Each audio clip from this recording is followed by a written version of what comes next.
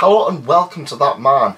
That is me merchandise, and today we are going to look at how to start collecting anime figures. Is anime figure collecting right for you? Now, I've been collecting anime figures for about 15 years now, and I can see it does have its up and downs. Most people kind of think that most of these anime collections just sprout up out of nowhere, and I've just one day just sunk about 10 grand into this backdrop. No, it's a lot of hard work, it's a lot of tears, and it's a lot of effort. But the first thing I want new collectors to realise, is it worth even starting? If you enjoy this, please leave a like, please subscribe. We're going to have plenty more tips and tricks coming up very soon. Now, first off, can you afford it? The first thing people do is they go out and buy a load of figures, and they're kind of like, oh well, I've got these figures, but I can't afford to eat. You'd think people would think things through a little bit more. But yeah, it seems to be quite common. I've seen a few people just being like, yeah, I've just bought this 200 quid figure, but I can't afford my rent next month. So the first thing you want to look at is, can you afford to buy these figures? If the answer is yes, brilliant, continue on. Secondly, what figures are you interested in? Now, there's quite a few different types of figures, and they all range from different prices. All of them have got different kind of scale, and a lot of them have different quality. So let's have a look at some of the ones we've got on option, shall we? First up is the cheapest, and the one that most people kind of forget. Most people see that there's three types. They see that there's the prize figure, there's the scale figure, and then there's the Nendroids. Actually, there's an even cheaper option if you really want to get into anime collecting. In my opinion, you either go big or you go small. And to go small, you have these. These are known as trading figures. They're just little small ones. You can kind of... What happens is you tend to get them in blind boxes, so you don't know which one you're getting. I'm sure if you've collected Funkos, or if you've been to a geeky shop, you've probably seen something like this. I know, like Lego minifigures and stuff like that kind of have similar ones. So these are just they're a few centimeters tall. They're nice enough quality, and if the series is starting out, you're most likely going to either get a massive figure or you're going to get some small figures like this. These are a perfect way to kind of start collecting, and you do get quite a little bit of variation with them. You also get stuff like these, like Tsum Tsums and stuff like that, where, yeah, they're just nice little adorable stuff. They fill a little bit of space on the shelf. Personally, I would say if you're starting to collect anime figures and you aren't sure of where to go with these. They're cheap, they're pretty affordable. Like you said, you're going to get a blind box, so yeah, there's a little bit of a gambling element to them. But if you love the series, you're probably not going to be fussed on who you get. And there's the whole thing of, oh, I need to buy more. Or you could just buy a box like I used to. And yeah, I would say this is the perfect way to start, simply because they're affordable, they're cheap, and if you decide that you want to collect more, you can move on from there. The downside to these is they're cheap, the quality's not going to be particularly high. I find that when you get too many, they kind of clutter the place up. So most of mine are now in boxes. I've moved on from them.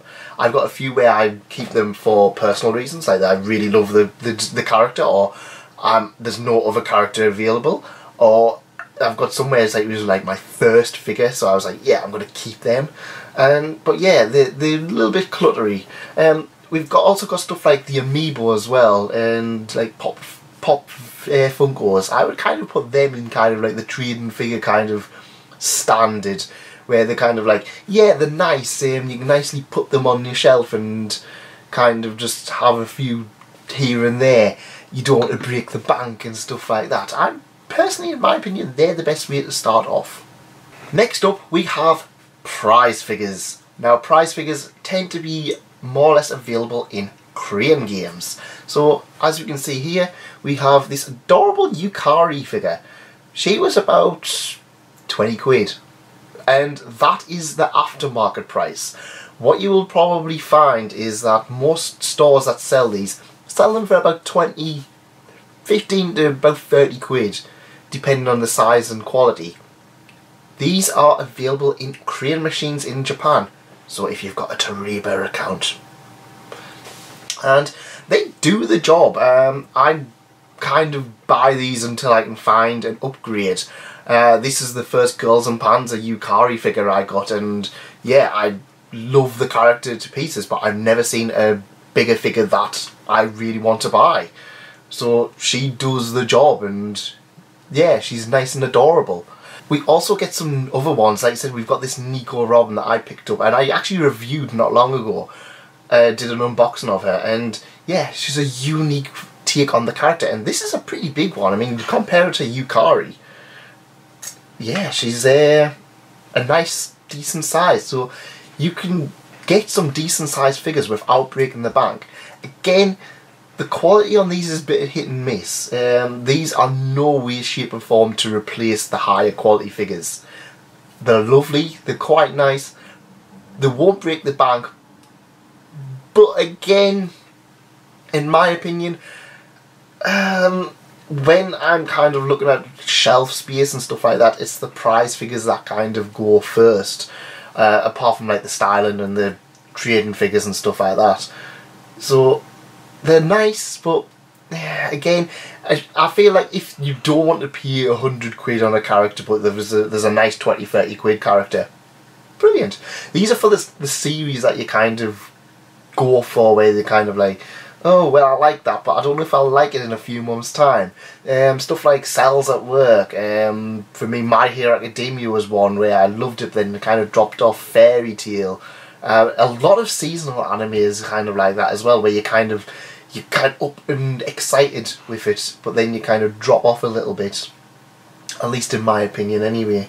So the other kind of one is that a lot of people will be collecting is Nendoroids. Yeah, we've done a lot of them on the channel, and in my opinion, this is the best way to get a good collection. Now, in my opinion, a collection can be different things. It can be a few figures, it can be many figures, but in my opinion, if you want a collection that is a bit more uniform, Nendoroids are the way to go, or Figma. I'm not a huge fan of Figma at the moment, but Nendoroids, they kind of, I wouldn't say all the same, a lot of the faces are interswappable. You get a decent quality figure with plenty of accessories and different types. I like these, I really like these, and if I don't want to pay for a high quality figure, I will pick up an Nendoroid.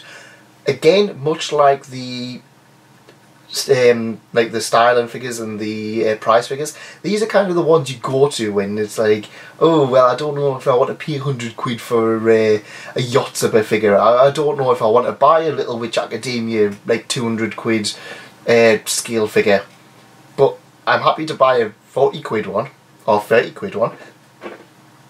Yeah, these range from, the price can vary. Sometimes you can get them for about 30 quid, sometimes they're about 60 or 70 quid. It all depends on your shop. If you buy them online, then yeah, you can get them for pretty good value. And yeah, they're nice enough. They're not as good as the high ones, but yeah, I love Nendoroids, and to the point that I will buy Nendoroids just kind of like, I'll just, like, if I'm going to a convention, might probably not buy a prize figure, I'll probably buy a Nendoroid, because it's like, a Nendoroid's something I'll probably appreciate a little bit more. And they don't take up a huge amount of space, even compared to like Yukari. Like, this figure takes up more space than like one of these. You can get rises and stack them up and put them on decent shelving and stuff. A lot easier than these, where you'll probably get maybe 5 or 6 to a shelf. You'll probably get about 10 of these to a shelf.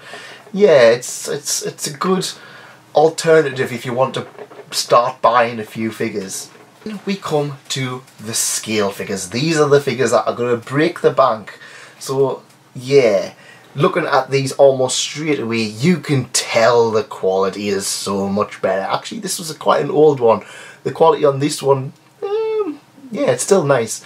But like this, I've said previously, like you can when you open it, you can smell the difference. That's how good it is. You can smell the difference in quality, and the paintwork on these are just so much better than you would find on a prize figure, or if you would find on like, yeah, it's hard. You can tell the difference just by looking. And these are going to be the ones that you're going to look at to kind of show off your collection, should I say. These are the ones that so people are going to come around and they're going to be amazed by these. Or disgusted. Depends on what type you've got. If you get a booby one, you might be a bit offending someone. But at the end of the day, it's your choice. It's your choice on what you buy. Like, these are going to be figures that they're going to take up centre space. They're going to take up a lot of space. They're going to cost you a lot. This was far too expensive, and these are the ones you're going to have to be on the ball with. And these are the ones that when people are buying, when they start collecting, these are the ones I say think before you buy. As amazing as they look, they cost an arm and a leg. If it's a series that you're just getting into and you kind of like you're all hyped up with it, think, will I enjoy this series a year from now? If the answer is you're not sure, possibly think again. These tend to come up for pre-order a year before they come out, or a good 6-7 months.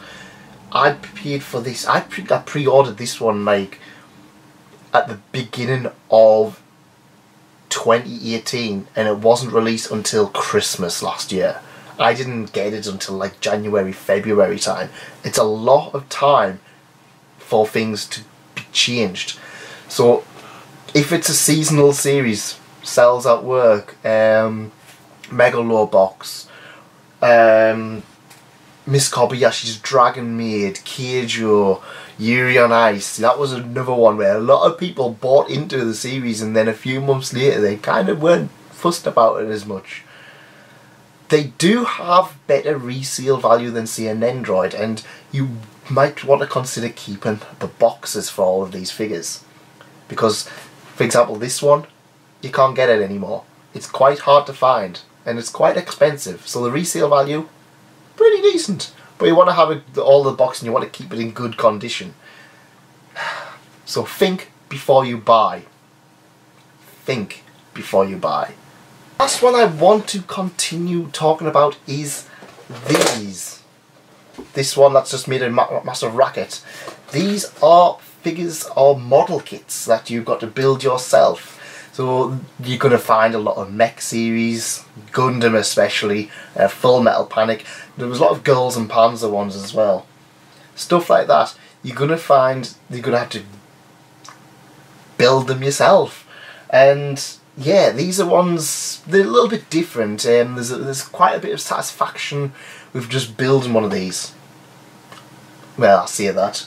I've had this for coming up 2 years now and I've half built it. I keep forgetting that I own it. It's in a cupboard somewhere. I've got a few Girls and Panzer ones. They're all in there.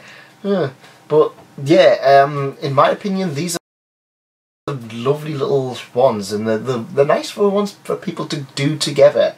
If you're getting into stuff like Gundam and stuff like that, in my opinion, these are the ones to go for. You can get them for about 20 quid, 15, 20. Some of the higher ones you're going to be costing you a lot more. But for a decent starter kit, if you're just starting out, yeah, I think about 18 quid for this. And it comes with a detailing pen, and it comes with a iconic Gundam. Can't complain about that. So in summary, think before you buy. There's a few different types of figures out there, and you're going to find one that suits you perfectly. Like I said, there's a few things you need to think of. Number one, do you need it? No figure, you don't need any figure to live, really. There's no life or death situation that requires you to have a figure. But if there is one, I'll probably be sorted.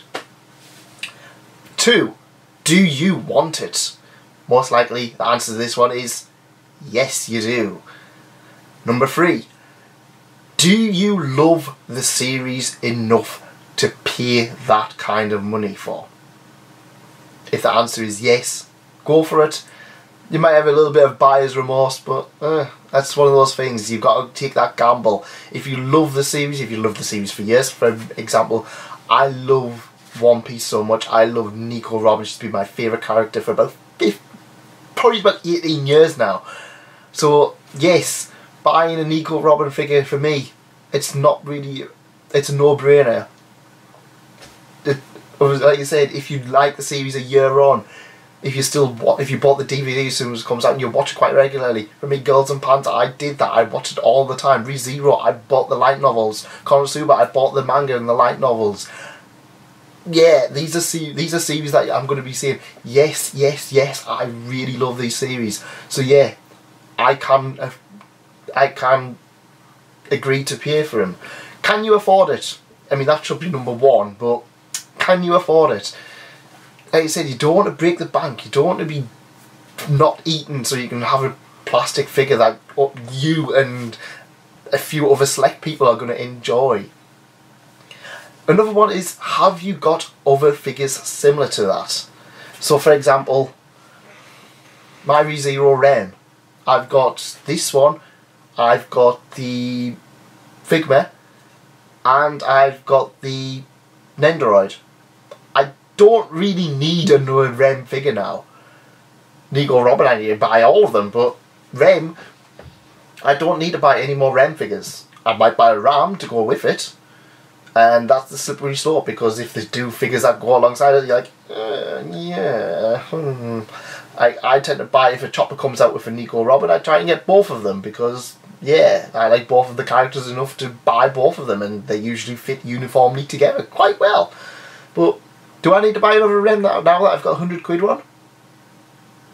Probably not. Unless unless you really like the character again. If Rem's your favourite character, or if she's in your top 5 characters or something like that, you probably can justify it. Especially if she's in different costumes. I've seen like Bunny Girl ones, or there's a new nice sadistic one where I was like, I like the look of that. I was like, I don't need another Rem. But yeah, if the answer to these is like no, or yeah, I can't. If you can't justify buying a figure, probably consider not buying the figure. I mean, this is supposed to be to get people to start collecting, but there's a difference between collecting stuff you love and buying stuff, because figure fatigue is a thing. You will get tired of buying figures, and you will get to a point where you kind of think, I'm not really looking at these figures. You will consider selling them. It's one of those things, it's the rise and fall of figures. That is it from me. I hope it's give you a little bit food for thought on whether or not you should start collecting figures, and a few ideas of where you want to go. I am planning on making this a series, and I've got quite a few ideas of where we can go from here. So if you enjoyed this, please leave a like, please subscribe, and let me know in the comments what type of figure got you into collecting. I'll see you next time. Goodbye.